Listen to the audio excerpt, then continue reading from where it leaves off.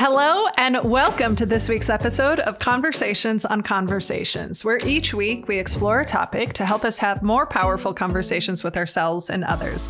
I'm your host, Sarah Noll Wilson, and joining me back, my friends, is my dear friend, Beth Shelton. So some of you may recall the conversation we had last year. It was last year where we talked about her amazing leadership and everything she does to try to be a more human leader. I highly recommend you check it out. For those of you who it's the first time you're meeting, let me tell you a little bit about Beth. Beth Shelton is the Chief Executive Officer of Girl Scouts of Greater Iowa, overseeing all operations for 13,000 members in portions of Iowa, Nebraska, and South Dakota. With thought-provoking discussions among hundreds of speeches, conferences, podcast interviews, and articles written, Beth has reached millions of people from coast to coast on topics ranging from workplace transformation to mental well-being to sobriety. Beth unapologetically speaks about the human experience and has received national accolades highlighted on platforms ranging from Good Morning America, CNN, and Working Mother magazine to the Washington Post, USA Today, and the Today Show. Beth is a lifelong amputee, embraces a spirit of empowering others, having served various causes, including the Iowa Amputee Golf Association, leading a Girl Scout troop locally, serving on her local school board, and coaching youth teams in multiple sports. Help me in welcoming Beth to the show. Beth, what else has been going on in your world since last time we connected? You like that big question? As it does, life continues and things have been really great. I'm very blessed. So I appreciate you having me back on. I always love our conversations. I get to listen and learn as much as I get to talk. So it's always great. Likewise. I'm so excited about this particular topic. So just so folks know, we are going to be talking about alcoholism, navigating sobriety, what that journey is like. This is a topic that we have not covered on the show yet. And it's a really important one. And I think especially the timing of when we're recording this and when it will air will be during May, right? Mental Health Awareness Month. And it's something that you have been so courageously brave about, your journey and your story. So Beth, I guess, can we just sort of start, like, where do you want to start with catching us up on like your journey in realizing that you were an alcoholic?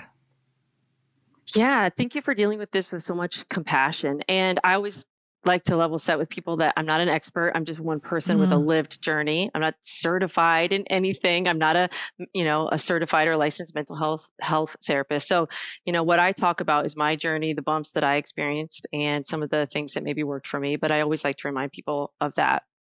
It's just singularly my lived experience. So,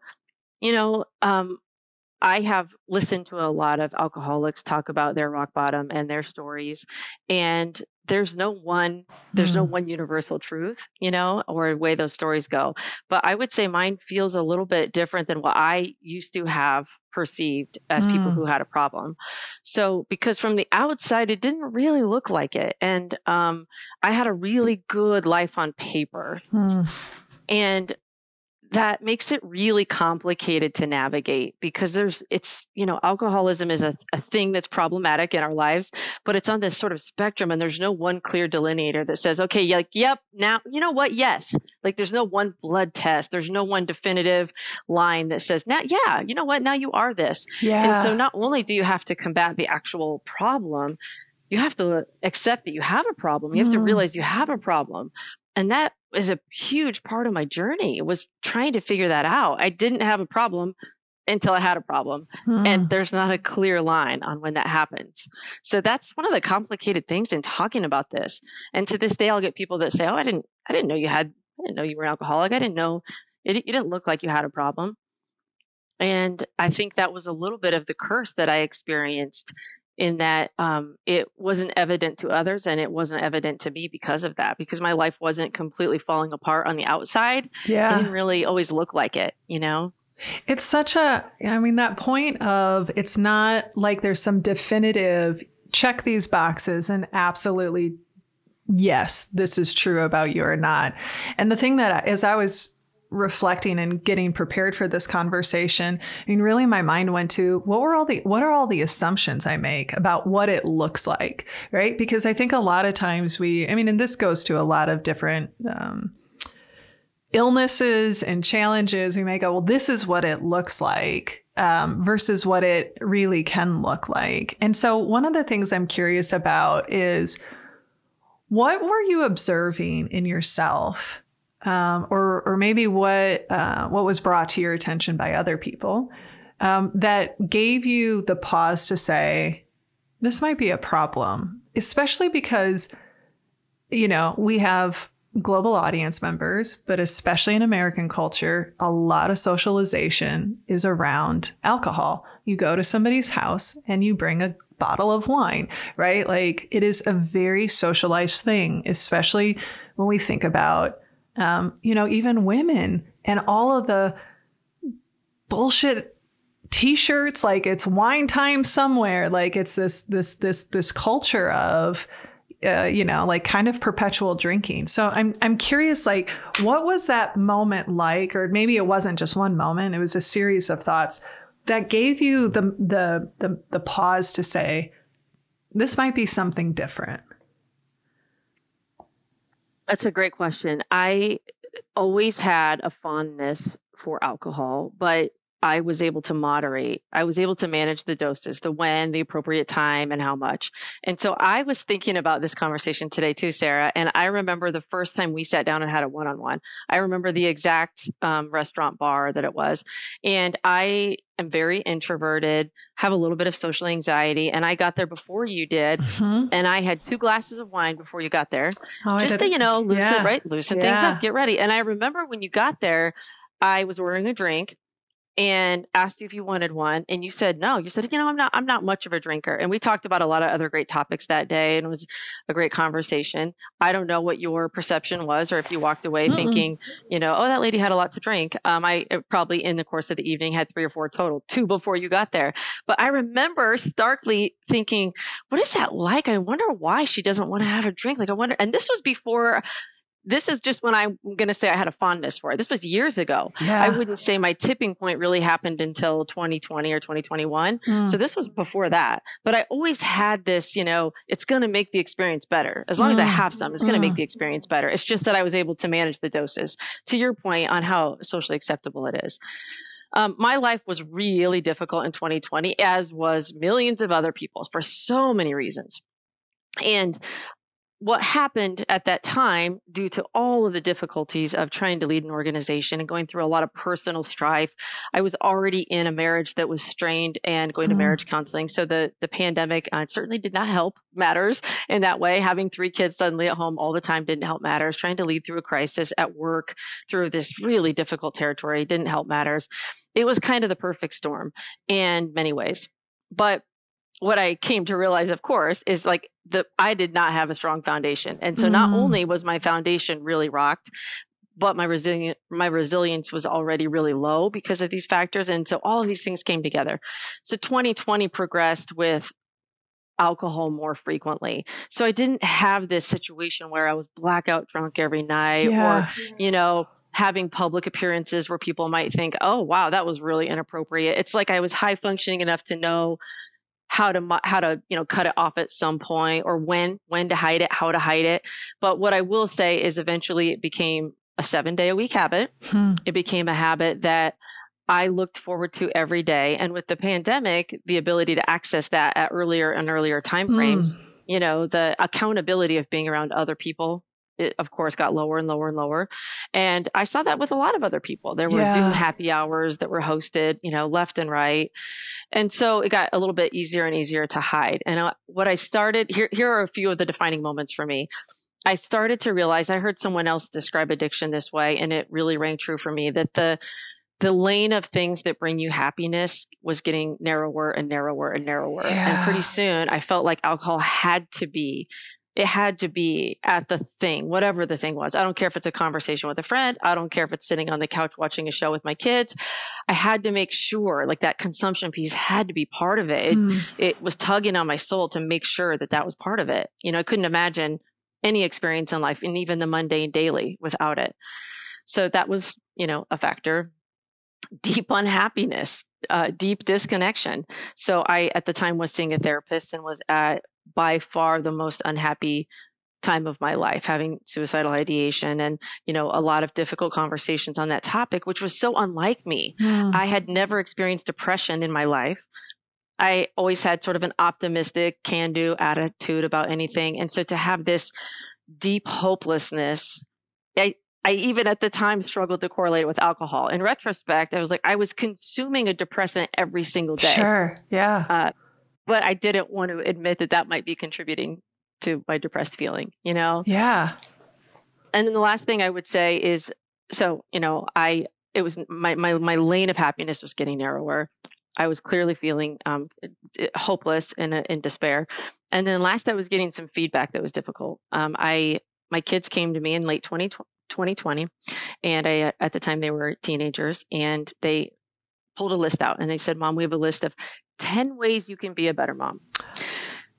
And I was pretty defensive. I was pretty hurt. I was pretty mad. I still remember some of the things on that list that felt really unfair. They're teenagers. It was pandemic times. Everyone was in a rough spot. But one of the things on that list was, we wish you would stop drinking alcohol. And I just felt, first of all, I felt so defensive. I felt so mad. I felt how unjust that was. They don't know what it's like to be an adult. They don't know that, all the list of things in my head. And one of the things I have learned in life is the more defensive I feel, the more it's strumming a chord in me about something. And it's a good time to pause. And it was really strumming a loud chord in me. I felt so mad at these two people that love me so much and who I loved so much, that they would dare say that. So I took that pause and I thought, of course, upon reflection, wow, it's really startling. I didn't think they noticed. I didn't think anyone noticed. I thought I was high functioning enough. I was leading through a crisis. I was working out. I was reading books. When I say my rock bottom, it was 100% this internal job of rock bottom, that I was in a hopeless despair and falling apart. But that does not mean my whole life was falling apart. Someone recently on social media, just in the last week, said, "This lady doesn't know what rock bottom is." And talking about you. Yeah. She'd seen a clip online of me talking about rock bottom. And, what I would say is probably my rock bottom doesn't look like her version of rock bottom. Yeah. Right. Yeah. I know that I wanted my life to be over and I felt like I couldn't go on. And so that was, for me, that was certainly rock bottom enough, to think about making changes. Yeah. It's one of the things that I love about you and really admire about you is your willingness to be so honest about talking about a number of things that, quite frankly, a lot of people keep in the shadows. I think it's an act of courage to say I got to a point where I didn't want to live anymore, that my kids are calling me out and I'm getting defensive about it. And that, there's so much that you shared that I want to unpack a little bit. The first was that idea of how you're sort of like what felt like fun became more narrow. And it always had to be there. And it makes me think of my good friend and colleague, Shadley Gray. He wrote a post for us that we'll be sharing this month. And he talks about loving somebody with addiction. And, and the way that he described it is it's like this voice that's telling you, I'm it. I'm the only one that can make you feel good. And so when I was hearing you talk about it, it reminded me of that experience that he's going through and other people I know who have struggled with addiction. And also like some of that language you were using, the disconnection. That's something that I'm curious to get your thoughts, because sometimes I'll hear people talk about like the cure for addiction is connection. And that's something I know that you speak on a lot. And so I'm curious, like on your journey, how has that been true, or what would you expand on that? And again, I'm coming from a place of knock on wood. I have lots of challenges. My brain is a very complicated creature, and I recognize that I have the privilege of having never experienced that yet, right? Because who knows what life brings. So what would you like? What have you learned through this process related to that idea of connection? I absolutely agree with that statement. I've heard that as well, that the opposite of addiction is connection. And I think part of the reason it's hard to have connection when you're in that state is because you're wholly unhappy with something or many things, but largely with yourself. And one of the things that got rocked for me at that time is not only was I going through a divorce, so this part of my identity that was so sure that I had so much shame around going through divorce and what that meant about who I was and what I stood for and what will people think and how, I wasn't capable of solving this difficult thing and sticking it out with someone. So I had a lot of shame around that.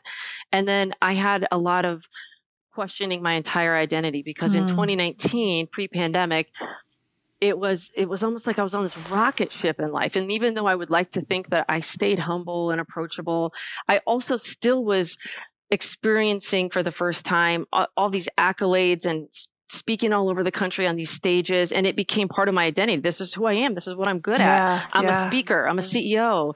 So when the world shut down and all of a sudden I was, not only did all of the norms and habits in my life change, all of a sudden I have 3 kids at home, remote learning, which was just tremendously difficult.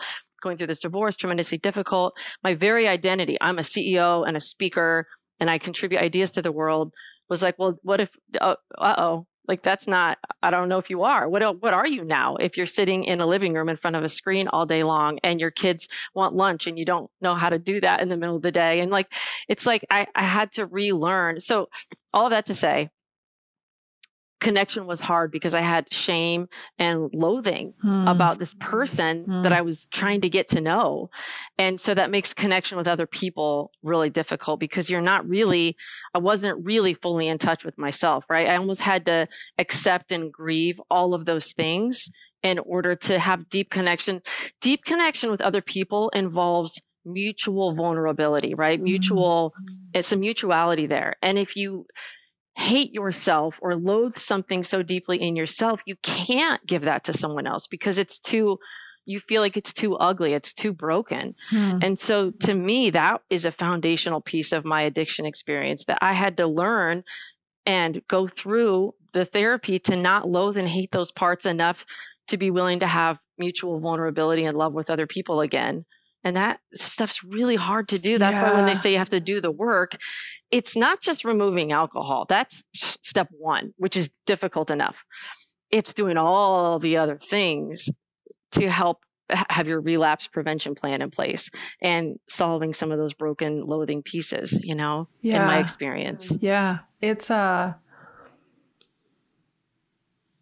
mean, there's a lot of what you're saying that's hitting a very personal chord, right?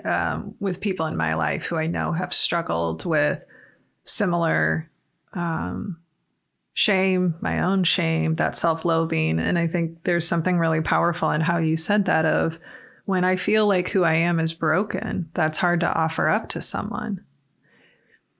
What do you feel like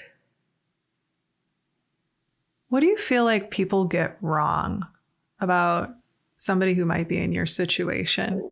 Because it could be so easy to, like you said at the beginning, I've followed your career for a while. You're incredibly well thought of. You are a community leader. You are an innovative leader who's doing amazing things, right? You are on stages.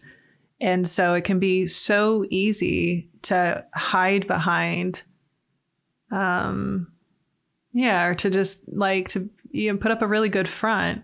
What do you feel like people miss or get wrong? Well, I think about my experience of addiction. What people get wrong is that it doesn't always look like what you think. And I even really shied away for almost a year, for months and months and months in my journey, from saying the word sober, because as soon as I said sober, it meant like, oh, well, that must mean then what's the opposite of sober? The opposite of sober is alcoholic. So I would use words like, well, I'm going dry. I'm alcohol free. I'm sober curious, like that was like soft enough to be like, but don't worry, I'm not that thing. Yeah. Right? I'm not that terrible thing, because of the misconception, the labeling that alcoholics are among us, all among us. You'd be shocked at how many people, right, struggle with addiction. And it's not, we can almost take these like character assassinations with a few, there's like a few topics. It's such an, oh man. Okay. Here we go. Get into it. A few right? There's a few topics that we put on a pedestal with vulnerability. And it's like, oh, this person is that's so great. I love that they're so vulnerable about this thing. And it might be their weight loss journey. It might be their mental health journey, maybe like whatever the topic, right? There's a few things that we are like, yes, well, good for them. And then there's a few topics where people are like, oh, really? Really? This is my perception. And I think addiction can be in that bucket. I think issues with relationships, infidelity, divorce, people, it's so much, I don't know if it's deeply rooted fears people have, but somehow that judgment cord is so easy to on topics. And I'm not sure why, but to me, addiction and alcoholism particularly can fall into that bucket for people, so that is something I think people get wrong, that it's just very human. And the statistics actually show on all of those things I just mentioned that kind of get in, are a little bit cast a little more easily in that judgment bucket, that character bucket. It affects a high percentage of people, both of those. All, divorce does and addiction does. And yet those are the ones that we are quick to say like, ooh, really? Did you hear so-and-so? Did you hear Beth was an alcoholic? Or did you hear so-and-so got divorced? And but we don't tend to do that about these other vulnerabilities. So I think that's something people really get wrong. And that I really challenge myself when I think about others. I can't help but wonder, Juan, that's such a great point. And as you're talking about it, you can't help but go, oh yeah, I've seen it. I've done it. Right. I've done it. Like I've contributed to that, and that language of, right, like the character, like who you are. And it's interesting to think about how that belief or bias gets in the way of people getting the help they need or being able to support somebody when they feel like it's a character flaw, or well, just don't do it anymore. Why is it so hard? Right. I don't know if you've encountered that, but I could imagine like, well, just don't do it. Have you ever tried just drinking less? Like, do you have to give it up? Why don't you just try drinking less? Yeah. Oh, okay. Captain Obvious. Good idea. I should, what? I should try that actually. Yeah. Isn't that, okay, no, keep going. Well, I was just going to say, like, here's all the evidence I need on this topic about judgment. If I write about my other vulnerabilities in life, maybe it's having a physical disability, maybe it's my mental health journey, ADHD, people will in the comments publicly be like, oh my gosh, yes, and me too, and rah, rah. If I write about, if I write about alcoholism, I'll tell you what blows up. My private DMs blows up. And so what's the difference? The difference is people don't want to be outed. They don't want to say in the comments publicly, that really resonated. Oh, and me too, and because that's a private thing and they don't want to be labeled. The difference is stark. I'm not surprised by that. And therein lies a place for us to continue to do better work. What would you, for somebody who's listening to this right now, that's maybe thinking to themselves, shoot, maybe I'm struggling with this and I've just been avoiding it, or I've been minimizing it, right? Or I've been deflecting, and I'm sober curious. I'm going to do a dry January or whatever the case is. What would you invite them to consider, to hold on to, or to think about? Here's, I think, the simplest advice, and I'll steal it from Leo Tolstoy, which is, he says, people do all sorts of clever and difficult things to make life better. Instead of doing the simplest thing, remove the stuff that makes life bad. And so I would say, is this thing serving you? Alcohol? Maybe. Sugar? Maybe. Caffeine? Maybe. a toxic relationship, maybe, is it serving you? Just do a little objective analysis. Do you think it's making you happier? Do you think it's making your work better? Do you think you're getting better sleep? Is it contributing to your physical health? Is it contributing to better relationships in your life? Because I could have ticked the box on everything else in my life at that time was doing those things. I'm reading books and I'm volunteering and I'm working out and I'm doing all those things because I'm very discerning about what is good for my life. But in that one thing, I had a blind spot and I did not want to admit because I didn't want to give it up. And if I were actually able to step back and be objective and say, is this making my relationships better? Is it making my physical body better? Is it making my brain better? Is it making my career better? I probably would have been like 0 for 5 on answering those questions. So removing the thing, it can be as simple as, you don't have to have a label. You don't have to write about it like I did, but you could say to yourself, is this making my life better? Is this thing serving me? And if you're not sure, then it's probably a no. If it's not a hell yes, it's a no. You know? Yeah. Yeah, it's such a good point. What did it look like for people to show up powerfully for you? Or even how do you wish people would have shown up? Because, all the things you're talking about, right? Navigating mental health challenges, navigating disabilities. There is a real challenge for a lot of us of not knowing how to show up in those moments. And what do you do, right? How do so I catch that I'm being judgmental. And now what do I do? Just be like awkwardly, I'm curious, for you and your experience, what did it look like to be powerfully supported? Let's just start with that question. That's a great question.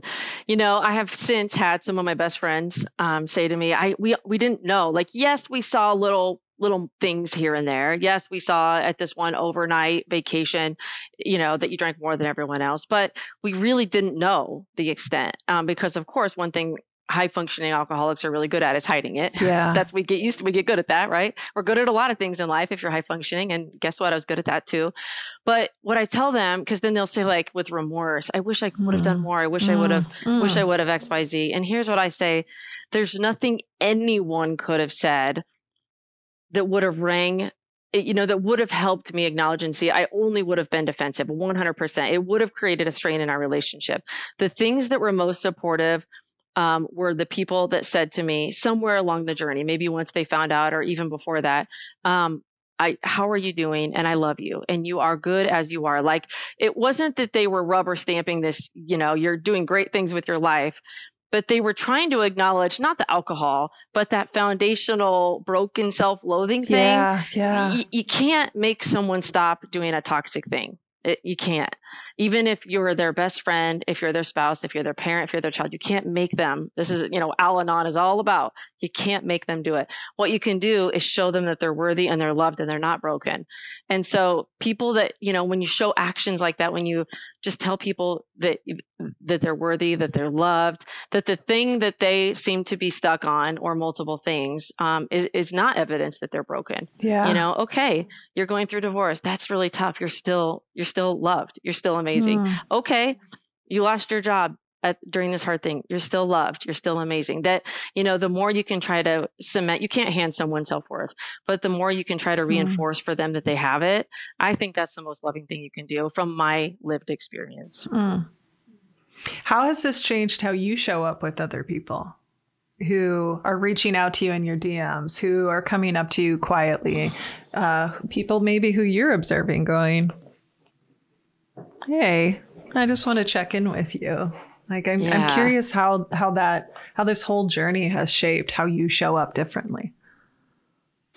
Oh, so much. I would be extremely hesitant to address the question of alcohol in someone's life, even if it's someone really, really close to me. Yeah. So, because again, it would be met with defensiveness. And in the 1 or 2 times I've even remotely had that conversation, it did not go well. That's not what people are ready to hear. How it's changed is that of course, I can see some of the signs now a little bit more clearly, having lived through it, right? That maybe someone does have a struggle that maybe is an unhealthy relationship, or I can maybe see from my viewpoint, maybe it's not serving them well. I really just try to show compassion and show that love on the occasions where they reach out to me. Here's what I've really had to learn. So when I first was 6 months sober, I wrote a LinkedIn post about it. That's how I sort of came out. And I wrote it on LinkedIn because I was worried about judgment on Facebook, because Facebook's like the real people, right? Like the neighbors and the people I work with, and right? It's the real people, the moms and dads that I sit in the bleachers with. So, but LinkedIn was like, I don't know, no one's really going to see it, but I just had this compulsion to write it. And it was my 6-month sobriety anniversary, and I wrote it, and that post went viral, and 2 million people engaged with it. So I commented on it, and then I was like, uh-oh, you can't put that toothpaste back in the tube. Like, that's how I sort of came out with, with being sober. But what happened as a result is that thousands of people messaged me and commented. And I also, strangers all around the world. And I, all of a sudden, I was like, uh-oh, like how do I deal? People are, spilling their guts to me. First of all, it's getting buried in the very algorithm. I literally won't show me all of the responses, right? So people were, I felt like I was leaving them hanging, but I really had, I would say for the first week, I tried to stay caught up. I tried to send thoughtful messages to people who I don't know, strangers all over the world. And finally, I talked to somebody about it, a therapist about it. And I said, I don't know what to do here. This is taking a toll on me. People are talking about suicidal ideation at all hours of day and night to me. And I'm not equipped to deal with this. And they gave me the best advice. They said, Beth, first of all, manage the doses on anything in life. And secondly, the hug and roll. Like when it comes to vulnerability, people are attracted to vulnerability because they're like, oh, I see this beacon of vulnerability and now I have mine, and let's do this mutual vulnerability thing together. But I was getting it from thousands of people all at once, becoming sort of like this safe space. And I had to learn to hug and roll. I had to learn to end the message with, and something along the lines of like, thank you so much for sharing that with me. I can feel your whatever it is. I can feel your pain. I can feel your journey and how deeply this is affecting you. I truly hope that you get some support you need. Here are a few resources. And I would just start copy pasting because I can't be their person. That's one of the things I learned, is that I'm not a counselor and I can't be everybody's everything, even though my heart wants to be. So I had to learn about the hug and roll. That's something I do a little bit different now. I think it actually trickled into my sort of real life as well, that there are just times and places I can't be everything to someone. And that was probably a boundary I was lacking a little bit before that experience. That's something I hear from a number of friends and colleagues who, no matter what it is they're sharing, whether it's about their mental health, whether it's about, right. And sometimes it can feel like trauma dumping, but you just sit there and I know you're such a highly empathetic person to go, I might be the only person they're sharing this with. And how do I honor that? And how do I hold it sacred while recognizing that I'm also human with a limited capacity and skill set, quite frankly. Like I'm still healing. I'm still navigating, right, this journey as well. One of the things that I haven't had the chance to ask you, and I'm curious to hear, is I know from our many conversations, and people who listen to your previous podcast will pick up just how intentional you are from a leadership perspective, how intentional you are in the authority you have, right? Not only in supporting your team members that you serve, but also all the thousands of Girl Scouts that you support. In what ways has this journey changed and shaped how you view your desired impact, your leadership, all of the above?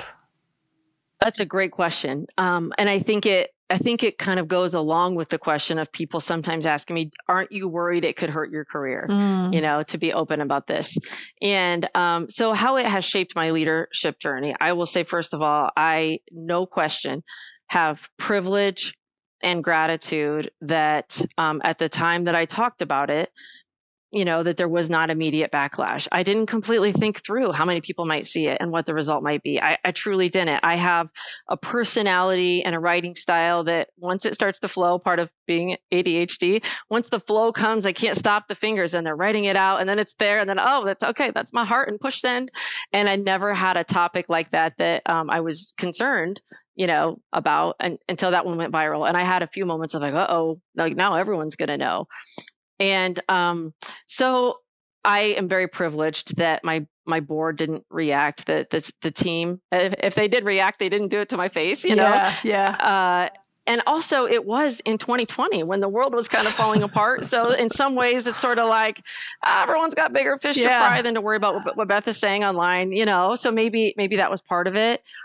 I also, now of course have seen in hindsight how supportive people are, even our members. So when I say our members, our volunteers and our girls, it would be, you could write a narrative where people would say, this lady is leading an organization with kids. And if she had this issue, what might that mean? Like, how is she equipped to, how is she, why is that okay? Or whatever the thing is. And I didn't get any of that. So I think part of it was that people had a lot of trust. I had been there several years, right? Things had gone well. I was very engaged with our members. They knew me as a human. When we humanize people and when they see us as a real person, they're a little less likely to show that kind of vitriol. Online is a little different story, of course. And then my team at work, no one, directly came out and talked to me about it at first. It took a while. Again, most of them were remote working at the time. So, but now it just kind of comes up in conversation, here and there. If we're at an event, I had a staff member, we do an event where alcohol is present. It has to do with craft beer. And I am at all of our big fundraisers and all of our big events. And this event was in like year 4 or 5. And a year ago, I was about, just 2 years into my sobriety at the time. And she came to me and she said, I'm so sorry we never thought about this before, but what's your comfort level with being at this event? Have you ever wished you weren't and didn't have to be at this event where everyone's drinking craft beer? That's the very thing you do. That's the premise of the event, is to go and drink and do these fun things, right? And for people who aren't alcoholics, they have a great time. And it was just so kind and thoughtful that she even thought to ask me that question, and so it's kind of changed the dynamic on my team in that way, that some of them are even, thoughtful about my experience when I try to, as a leader, always think about what's their experience. How can I remove their hurdles? Like, that's my job. Do that, do that, do that. And for just a moment, someone stopped and did that for me. And it was really touching. It seems so simple, and it's something that I wish happened more. I mean, again, when your culture is largely socializing around beer, alcohol, booze, it can feel really jarring to people when you aren't. My husband, Nick, has never drank. Just never has, just was never part. And I don't say that from any sort of like, oh, look at us, we're high and mighty. It's not that. It's just, right. And I occasionally, but not often. Right. And how often you're met with like, what's wrong with you? Why don't you want to drink? Instead of it just being like, cool. I mean, I actually love that the whole sober curious movement has come about from the standpoint of giving people more options. And if they're feeling that stigma, right, that maybe they're not ready to come forward and say, but at least it's becoming more acceptable to say, yeah, no, I'm good. I don't actually drink, or I don't enjoy, right, alcohol, and that there's no judgment and there's no pressure, because honestly, there's like a lot of times, I mean, I'm speaking from experience, again, not through the lens of addiction. We just stopped going out a lot of times with a lot of people because their only form of entertainment was drinking, and no judgment. I want to be really clear. Right. Like, that's awesome and fine if you love craft beers, if you like tasting exquisite wines. The challenge is that when like it's really hard, it stands out, I feel like, and people don't know what to do with that. And so I love hearing how like your team is even thinking about, and you are, and maybe people listening to this will think about, like, let's not just assume everyone's cool with this. Like, how do we check in and go like, what, you good with this? Like, are we right. we good here? Like, I mean, imagine. Right. I mean, I think about it now like this. I didn't realize that I had this lens on. And again, it's not from a place of judgment, but if I was out and had a few craft beers, I would have a certain lens on in life. And most of the other people there have the same lens on. And if all of a sudden you're the one in the room with a different lens, it makes sense that you see the world differently and you think different things are funny and different conversation is relevant. And so to your point of, it's not maybe as engaging or rewarding to go out with people when everyone else is drinking. It's not that they're doing anything wrong. No. It's just that you now have a different lens on. Yeah. And it's a little harder for me now to fully connect when other people. So talk about life changes, because every person, all the infrastructure in my life was centered around this, including, executive meetings and conferences and travel. That is a huge part of the culture of everything, right? But including that. And that first year particularly. So for reference, I'm 972 days sober. So in September, thank you, it'll be 3 years in September. And that first year, it makes me choked up thinking about it. It revealed so many new parts of me when I didn't soften the edges of every experience with alcohol. And it revealed things about me, which was the most important thing. But also it helped me sometimes reveal things about others, because now I saw life with a little different lens. And of course, it changed almost every habit I have in my life, all for the better, because I had a little more discernment and I was fully present. And I didn't have that before. So, everything I did was through that new lens, social groups, what I did for hobbies, right down to, I travel a lot for work, as I know you do. And often I always want to tell people, I don't pay for this. I don't book it, but I often get a free upgrade when I travel because of the miles or something. Right. So I had to turn down free upgrades that first year because I couldn't sit next to someone drinking alcohol in first class or comfort plus I would sit there. The first time it happened, I was like, no, I'm good. I got this. I'm good. And then I sat there and she had a glass of red wine and we had a short delay on the runway. And it was like my nostrils were like I could smell, I could feel it in my brain. I could feel it changing my brain chemistry. Like it was like otherworldly, like transcendent experience of, I want that so bad. And yet rationally, it was such a dangerous moment that I was like, okay, I got to turn down. I have to turn down free upgrades for a while until I figure this new Beth out. I don't have the lens yet for that. I'm not quite ready for that. Now when that happens, I can smell the alcohol. I can see it and it does nothing to me. Thank goodness. Right. Today, right now, knock on wood, I just, twirl my little Sprite and with my straw, and I just feel gratitude that does nothing for me, and no judgment for that person. Like, you enjoy your red wine, sister. Like, that's no judgment. There was a day I could do that and now I can't. Yeah. What do you wish I would have asked that I haven't yet?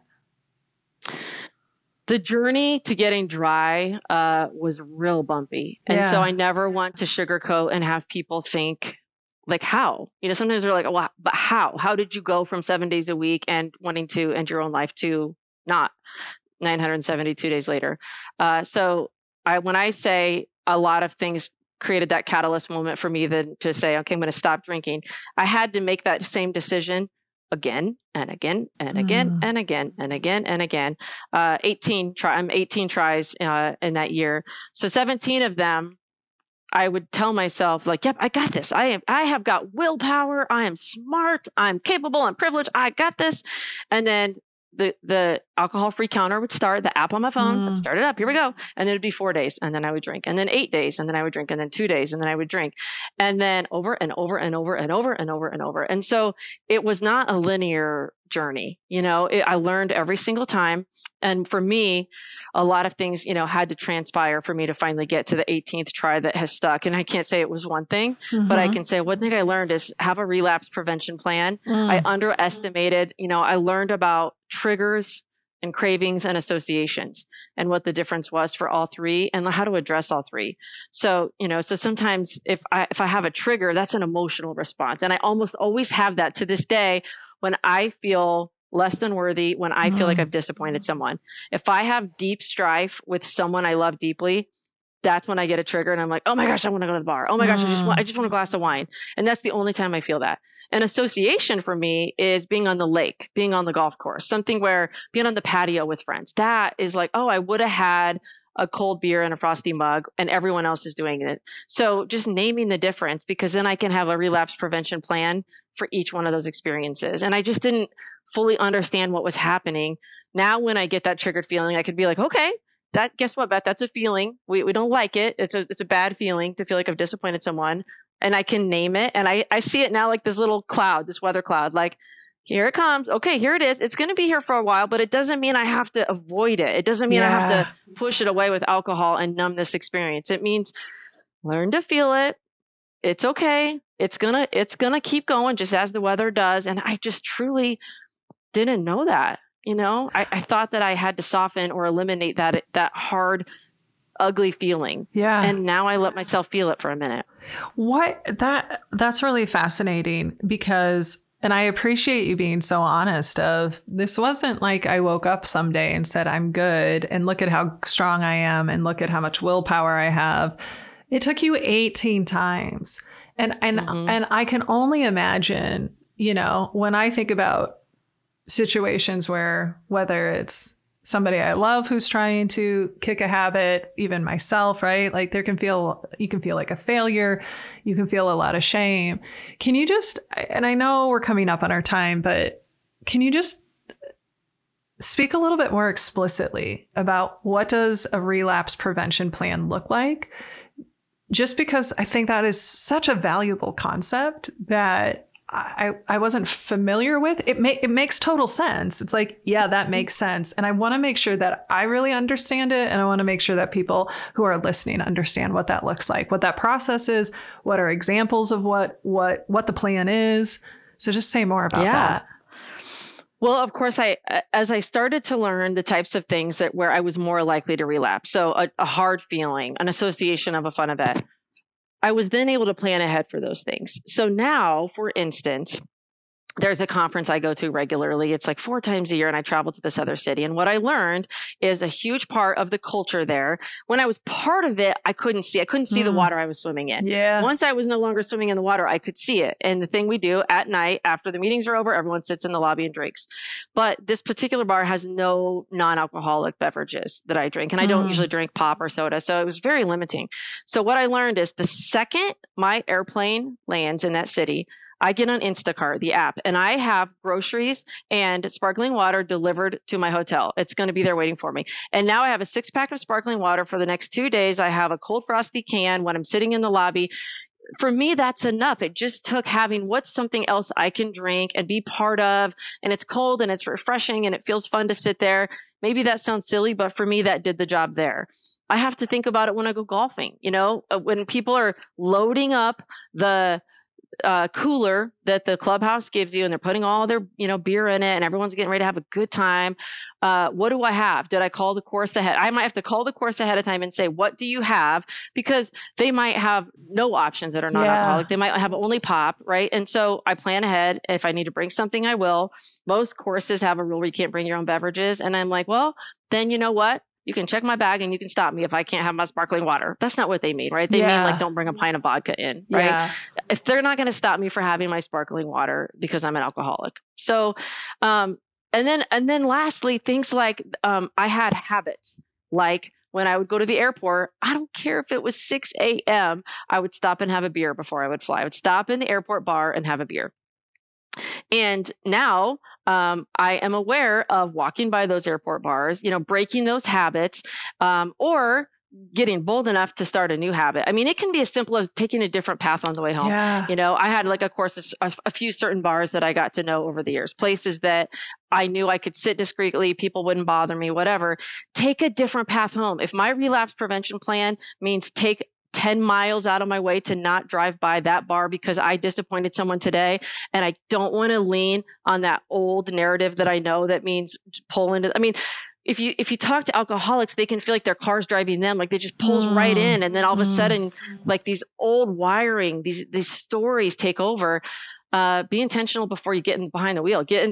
I will take a longer path home if I have to. Now, I don't have to do those things nearly as often today, but I had to do a lot of that stuff my first year, all the time, thinking ahead. And I would imagine, right, when you're having to do, first, thank you for being so explicit in how you describe that.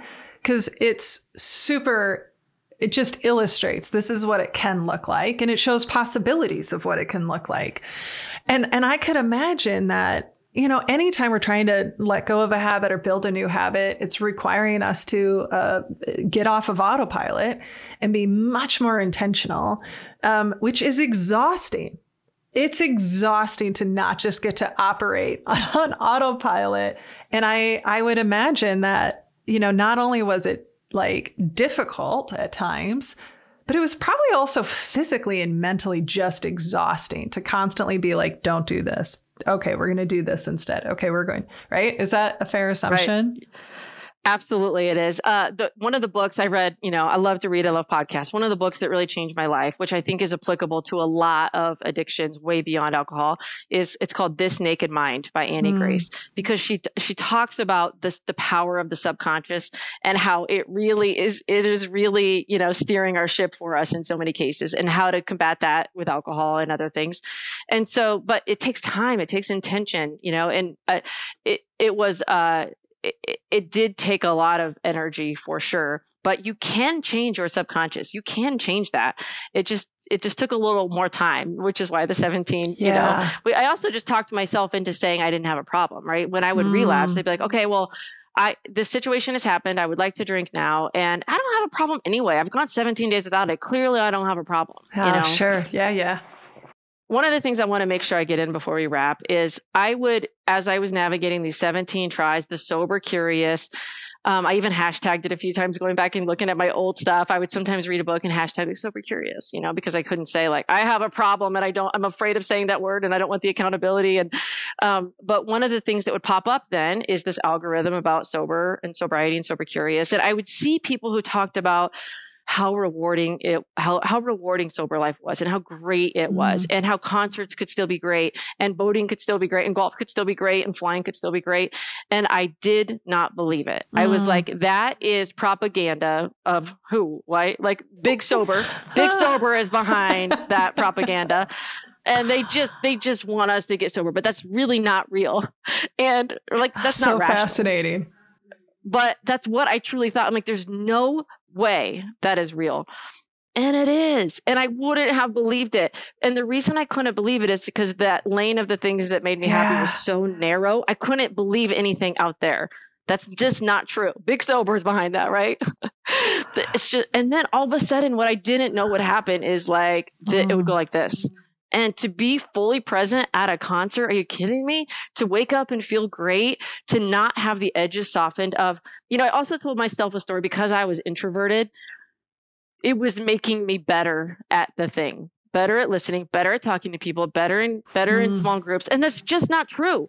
It is not true. Yeah. You're going to get your teeth are going to be stained with wine. You're going to be saying things. You're going to be, mumbling some of your words. You're going to be not an attentive listener. You're not going to be remember the things people said. And you are not fully, I can tell now when other people are not fully present with me there, they're not in it. And it's really hard for people to stay present when they're 2 or 3 drinks in. No judgment. It's not a place of judgment. It is literally observational. But it's not making you better at that thing. That's also a lie we tell ourselves. So those are 2 things I just want to say that I did not believe it. You could not have convinced me that those were true. And I just want to say, like, I got no agenda here. I'm not part of Big Sober. I got no agenda. I didn't know Big Sober existed. I don't think it does. I like that. Who's benefiting from that? Yeah. Right. Beth, I'm so grateful for you. And I'm so grateful for you being honest about your journey, honest about the challenges, normalizing it, testing all of our assumptions about what it can look like. And you know how much I love you, and you know how much I adore and admire you. And I just want to really thank you for this conversation. It was a gift to be with you in it. Well, likewise, I feel like you are so intentional about using your platform for true good and true curiosity and true learning. And I appreciate that, not just with me, but the many other interesting, amazing, eclectic guests you have on. It's really incredible what you're doing, and it really matters. So thank you for the invitation. Yeah, I appreciate it. Yeah, I mean, you're welcome anytime. Like, you're part of the return list. Now, okay, so we will put in the show notes a variety of resources of if you find yourself struggling, if you need information, we will have those in the show notes. If you're interested in hiring, I'll pitch you. If you're interested in hiring Beth to come and speak to your group to talk about, her life experiences, whether it's with her sobriety or any of the other amazing topics, Beth, what would be the best place for people to reach out if they're interested in bringing you to their group? Yeah, BethShelton.com is the easiest place. I also speak, of course, on behalf of Girl Scouts frequently, and it depends on the audience. And then we discern after the first conversation what makes sense. But anything from mental well-being to being a college athlete, I would say the theme of what I love to talk about is some form of overcoming life, doing life, like the rough draft of life. And so thank you for that plug. I appreciate it. Yeah, absolutely. Thanks for being on the show, my dear. Thank you. Our guest this week has been Beth Shelton. And while I always leave my conversation so touched by her, that idea that she was talking about the relapse prevention plan was so valuable and could be applied to so many situations. And the way that she was breaking down triggers and associations, I think that is such an invaluable tool. And as always, my friends, we do want to hear from you. We want to hear what resonated with you, what came up for you, what questions did you have. You can always shoot us an email at podcast@sarahnollwilson.com, where I read and respond to each of the emails you send our way. And if you like the show, 2 ways you can support us. The first is to rate, review, and subscribe to the show on your preferred podcast platform. This helps us increase exposure and bring on great guests like Beth Shelton. Another way you can support the show is by becoming a patron. You can go to patreon.com/conversationsonconversations, where your financial contribution goes directly to supporting the team members that make this show possible. Speaking of which, it's not just me up here. Behind the mic is our producer, Nick Wilson, our sound editor, Drew Knoll, our transcriptionist, Becky Reinert, and the rest of the Snowco crew, along with our marketing consultant, Jessica Burge. So thank you all. And just a final wholehearted thank you to Beth Shelton for coming on, for being so honest with us, and hopefully making it safe for others to be honest with themselves. This, my friends, is another episode of Conversations on Conversations. Thank you all so much for listening. And remember, when we can change the conversations we have with ourselves and others, we can change the world. So be sure to rest, rehydrate, and we'll see you again soon.